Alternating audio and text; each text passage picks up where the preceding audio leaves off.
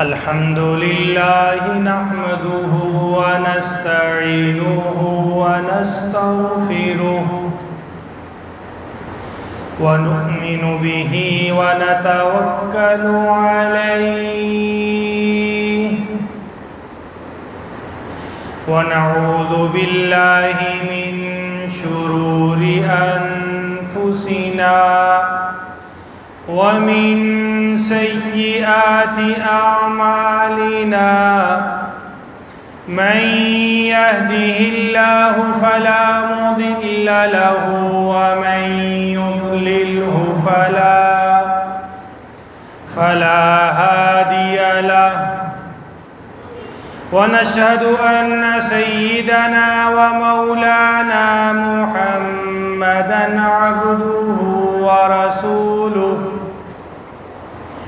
أرسله بالحق بشيرا ونذيرا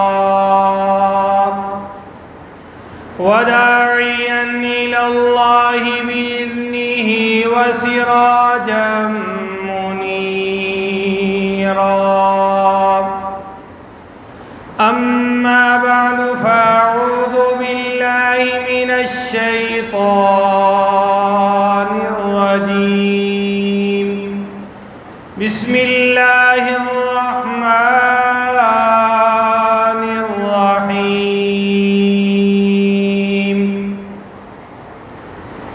اهدنا الصراط المستقيم صراط الذين أنعمت عليهم غير المغضوب عليهم ولا الضالين.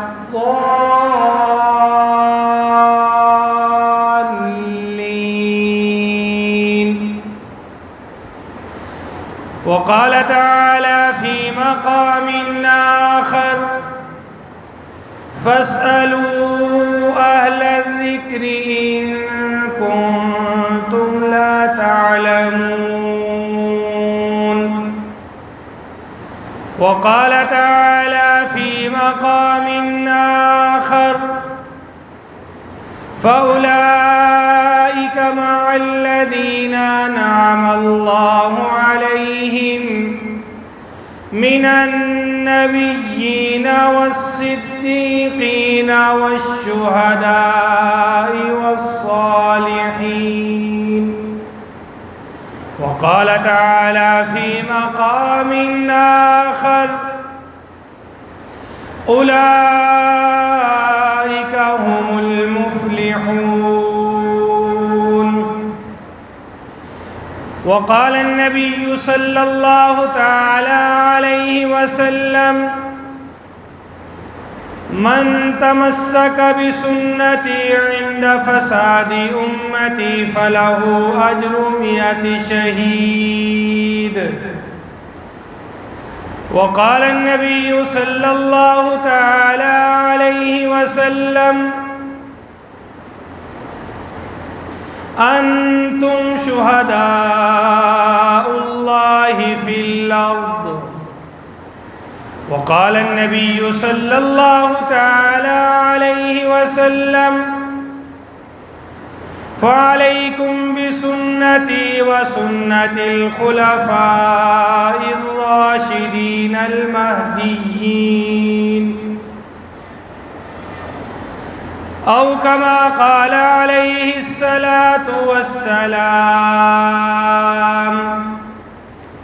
وقال النبي صلى الله تعالى عليه وسلم يد الله على الجماعة فمن شذ في النار أو كما قال عليه الصلاة والسلام. إن الله وملائكته يصلون على النبي يا أيها الذين آمنوا صلوا عليه وسلموا تسليما. اللهم صل على محمد وعلى آل محمد كما صليت على إبراهيم وعلى آل إبراهيم إنك حميد مجيد اللهم بارك على محمد وعلى آل محمد كما باركت على إبراهيم وعلى آل إبراهيم إنك حميد مجيد۔ تمام احباب پیار محبت سے درود پاک پڑھ لیجیے۔ اللہم صلی علی سیدنا و مولانا محمد وعلى آل سيدنا ومولانا محمد وبارك وسلم۔ اللهم صل على سيدنا ومولانا محمد وعلى آل سيدنا ومولانا محمد وبارك وسلم۔ اللهم صل على سيدنا ومولانا محمد وعلى آل سيدنا ومولانا محمد وبارك وسلم۔ انتہائی واجب الاحترام معزز سامعین، آپ حضرات کے سامنے قرآن مجید فرقان حمید کی چند آیات طیبات مطہرات منورات تلاوت کی ہیں، اور پیارے آقا و مولا امام الانبیاء صلی اللہ علیہ وآلہ وسلم کی کچھ احادیث مبارکہ سے تلاوت کی گئی احادیث بھی ہیں۔ اللہ تعالیٰ سے دعا ہے کہ اللہ تعالیٰ مجھے حق بات، حق طریقے، حق نیت سے کہنے اور اس کے بعد مجھے اور آپ کو اس پر عمل کرنے کی بھی توفیق عطا فرمائے۔ آج کی میری گفتگو اس کا عنوان جس دین اسلام کو میں اور آپ مانتے ہیں، وہ دین اسلام ظاہر ہے کہ اس کے کچھ اصول اور اس دین اسلام کو ماننے کے لیے کوئی طریقہ کار بھی ہوگا،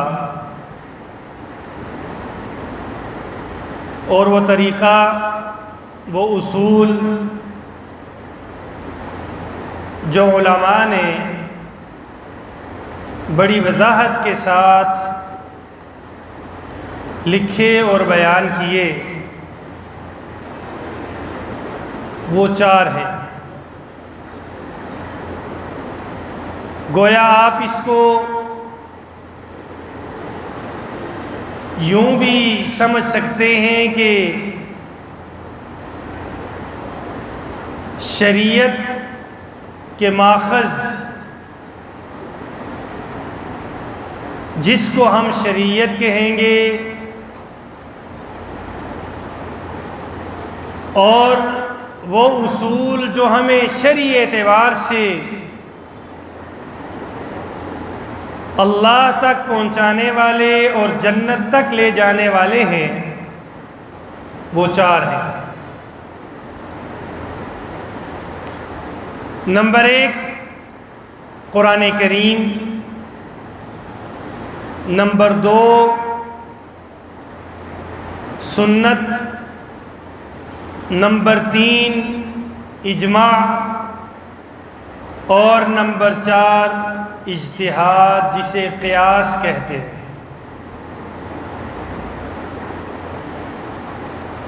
اہل سنت والجماعت کے نزدیک یہ چاروں کے چاروں ماخذ دلیل ہیں، دلیل شرعی ہیں،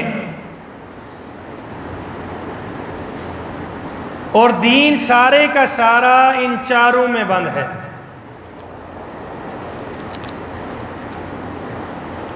سب سے پہلا ماخذ قرآن کریم، ظاہر ہے کہ قرآن اللہ کی کتاب ہے اور اللہ ہمارا رب ہے، خالق ہے، مالک ہے۔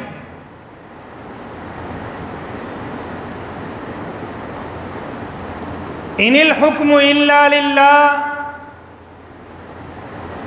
اللہ کے علاوہ اس کائنات میں حکم کسی کا نہیں۔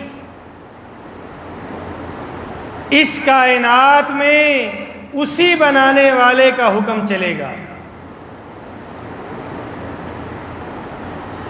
الا لہ الخلق والامر، مخلوق بھی اس نے پیدا کی اور مخلوق پر حکم بھی صرف اسی کا چلے گا۔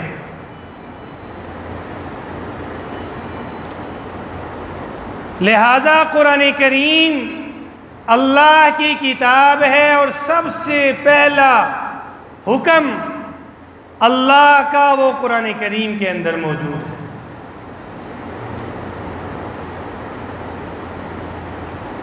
اب ظاہر ہے کہ قرآن اول تا آخر بے مثال، بے عیب اور لا ریب ہے۔ قرآن کریم کے کسی پارے، کسی ثلث، کسی نصف اور کسی ربع کے اندر، حتیٰ کہ کسی رکوع اور آیت کے اندر بھی شک نہیں۔ یہ الف لام تم الناس سارے کا سارا قرآن اللہ کی طرف سے نازل شدہ ہے۔ اس کی ایک آیت کا انکار کرنے والا مسلمان نہیں، کوئی شک و شبے کی گنجائش اس میں موجود نہیں۔ سب سے زیادہ مضبوط اور بڑی دلیل شرعی اگر ہے تو وہ قرآن کریم ہے، جس میں اللہ نے اجمال بیان کیا اور کچھ تفصیلات بھی بیان کی، جس میں اللہ نے اولین و آخرین کے واقعات بیان کیے، جس میں اللہ نے سابقہ امتوں کے قصے بیان کیے، جس میں اللہ نے اپنے فرائض شدہ احکامات کو بیان کیا، جس میں اللہ نے اپنی توحید، نبیوں کی رسالت، اپنی طرف سے نازل کی جانے والی کتابوں کا تذکرہ اور آسمانی صحائف کے تذکرے، قیامت کے تذکرے، نیک لوگوں کی باتیں، بدکار اور برے لوگوں اور شیاطین کے تذکرے بھی کر کے امت محمدی کو ان سے بچنے کی ترغیب بھی دی۔ گویا قرآن کریم کے اندر ایک سمندر ہے، قرآن کریم کے اندر علوم کا خزانہ ہے۔ قرآن کریم وہ مرجع ہے جو اللہ نے آسمانوں سے اتارا۔ اللہ چاہتے ہیں میرے آخری نبی کی امت اس قرآن کے مطابق عمل کرے تاکہ میں ان سے راضی ہو جاؤں اور ان کے لیے جنت کا فیصلہ کروں اور ان کو نعمتوں سے مالا مال کروں، اور دنیا کے اندر بھی اگر میرے نبی کی امت اس قرآن کو اپنا رہبر، اس قرآن کو اپنا رہنما مانے گی، ان کو حکومت عطا کروں، ان کو سلطنت عطا کروں، ان کو ساری اقوام کے اوپر غلبہ عطا کروں اور ساری دنیا کے اندر ان کی عزت و احترام اس قرآن کی وجہ سے ہو۔